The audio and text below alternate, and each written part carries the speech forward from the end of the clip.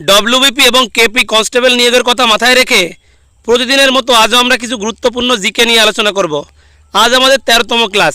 যারা এখনও বাকি 12টি ক্লাস দেখোনি তারা চ্যানেলে গিয়ে দেখে নাও এবং ভিডিওটি ভালো লাগলে অবশ্যই ভিডিওতে একটা লাইক দিয়ে চ্যানেলটি সাবস্ক্রাইব করে রাখুন।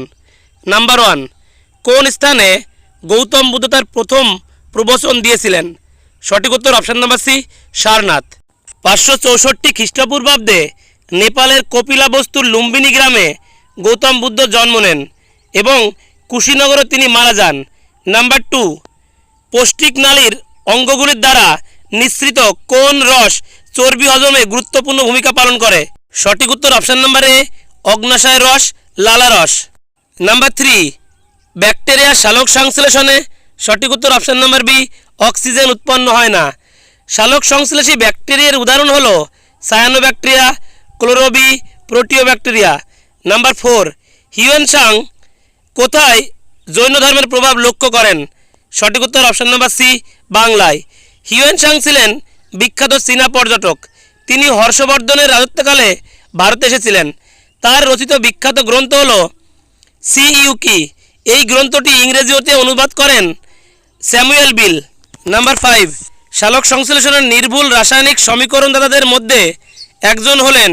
সঠিক উত্তর option number D, Kelvin.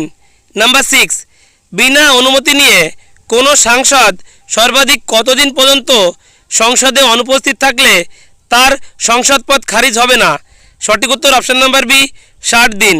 Number 7, villi কোথায় অবস্থিত? সঠিক উত্তর অপশান নাম্বার ডি, ক্ষুদ্রান্তে। ক্ষুদ্রান্ত পূর্ণবয়স্ক পুরুষের ক্ষেত্রে 6.9 মিটার এবং মহিলাদের ক্ষেত্রে 7.1 মিটার পর্যন্ত হয়ে থাকে। ক্ষুদ্রান্তের 3টি অংশ, ডিওডেনাম, জেজুনাম এবং ইলিয়াম। নাম্বার 8, ভারতের সংবিধান পুরোপুরি যুক্তরাষ্ট্রীয় নয়, আবার পুরোপুরি এককেন্দ্রীয় নয়, কিন্তু এটা হলো উভয়ের সমন্বয়। কথাটি কে বলেছেন? সঠিক উত্তর option number D, D Basu.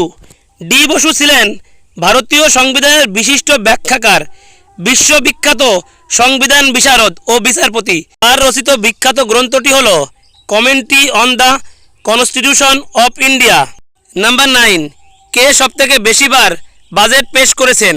সঠিক উত্তর option number B, Morarji Desai. Morarji Desai ভারতের প্রখ্যাত রাজনীতিবিদ এবং ভারতের 4র্থ প্রধানমন্ত্রী।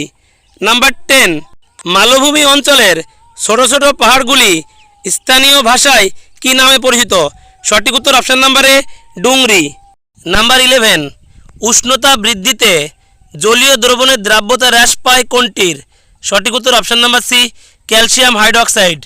নাম্বার 12, কোন রাজ্যে সর্বাধিক রেভাইন ল্যান্ড দেখা যায়? সঠিক উত্তর অপশান নাম্বার এ, উত্তরপ্রদেশ।